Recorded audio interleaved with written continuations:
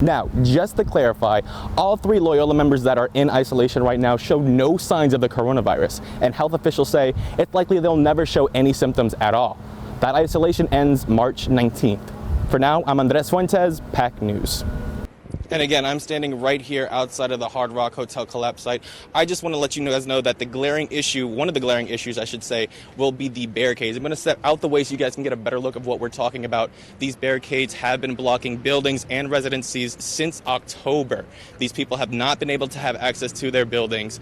And it's also going to have impact on the carnival season this year, with several crews rerouting their routes to avoid the area completely.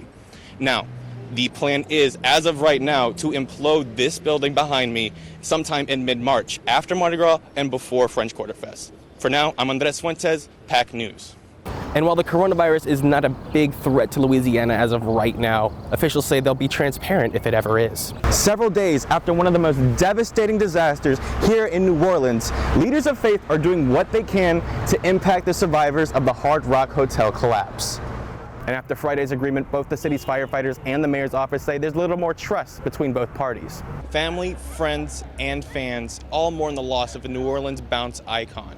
But after the service, they took to the streets to celebrate his life. I'm standing in the Uptown neighborhood near Children's Hospital, where Andrea James got the diagnosis of her life. She found out that her son has a life-changing disease. Here's their story. The surgeries, the pain, you just want to take it from them, take their place, as any mom or dad or family member would. At 17 months old, Axel Dennis has spent more time in the hospital than not, getting treatment for spinal muscular atrophy type 1, or SMA. His short time on Earth has been a battle for survival. You watch them go through things and survive them and smile and laugh. His mother, Andrea, went through a dramatic change, leaving the workforce and her social life behind a month after Axel was born. You learn to be his full-time caregiver. You learn to be an ICU nurse, a therapist, a regular nurse. And while Axel shows progress on his current medication, a miracle drug, Zolgensma, could permanently change his life for the better. But the family battles with Medicaid for the treatment. So we submitted, and we got denied. We did an appeal with more information, and we were denied. Andrea questions the agency's reasoning.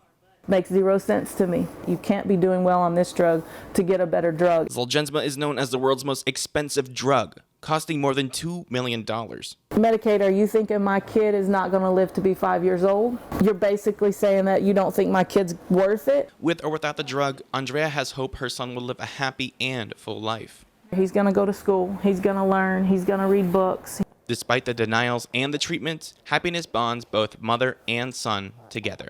There is no depression. There is no sadness. He stripped it all away, all that away. I'm Andres Fuentes, PAC News. Fully joyful. Hard Rock, take your building down. Take it down. Hard Rock, take your building down. More than 100 days after the Hard Rock Hotel collapse, New Orleans residents took to the streets. Hard Rock, take your building down. Giving a voice to families impacted by the disaster. The collapse killed 3 construction workers, 2 of which still remain inside the unstable building. I'm super blessed. I was not injured. None of my loved ones are trapped in that building. None of my loved ones were hurt in that building. But that being said, we are all citizens of this city, and we're all victims of that crime. Advocates brought their chants and their signs right here in front of City Hall to advocate for change.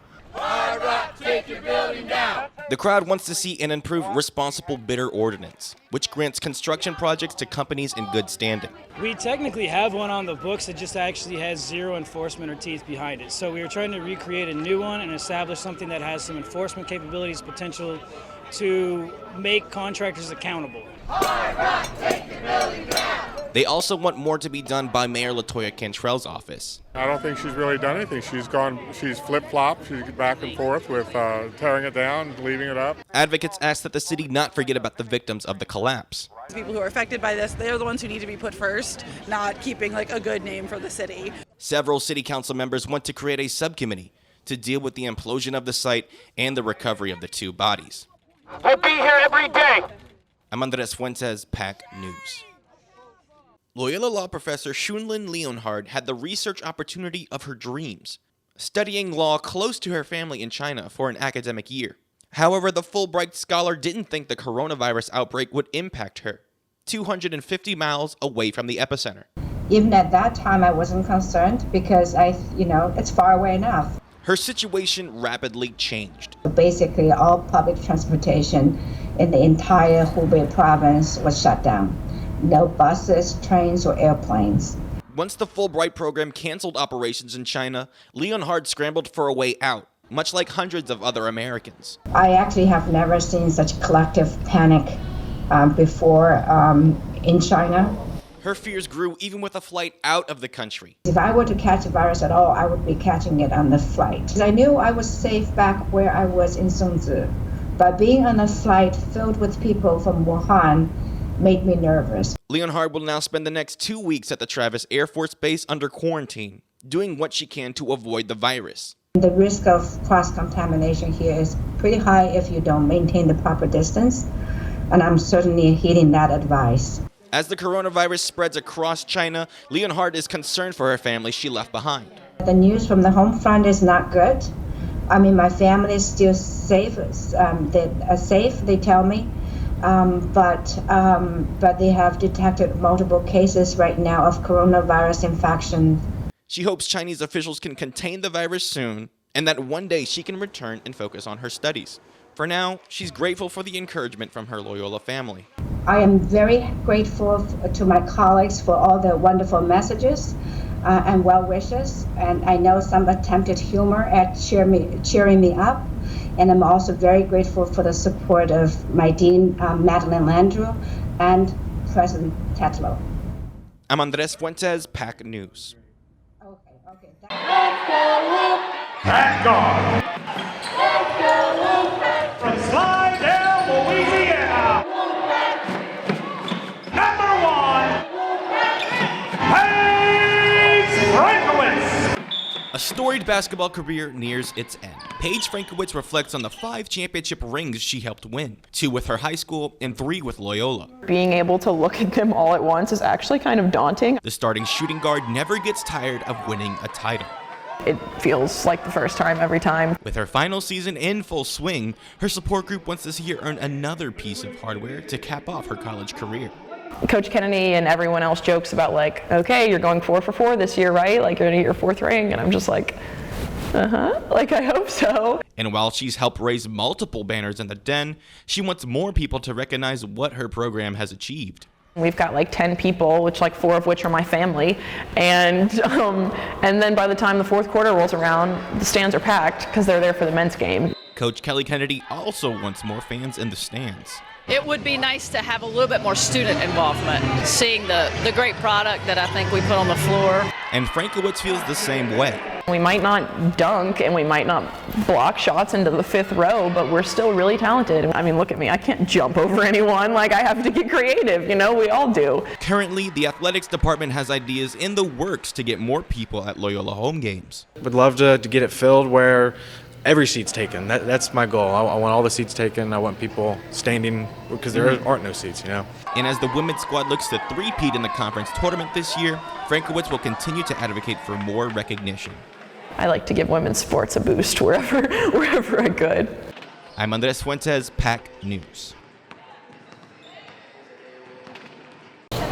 A group of teens parade their way through Mardi Gras World. I was always curious. Getting a sneak peek at this year's carnival. Despite meeting just days ago, we all have stuff in common. Their bonds are strong. We all have cancer and we can all talk about, I went through that, and we don't feel alone. The Sunshine Kids Foundation hosted their 26th annual trip to the Big Easy. The nonprofit lets patients out the hospital for a week to explore New Orleans. Whatever I can do to show them how we do it down here, I'm like, let's do it. And that included king cake and more.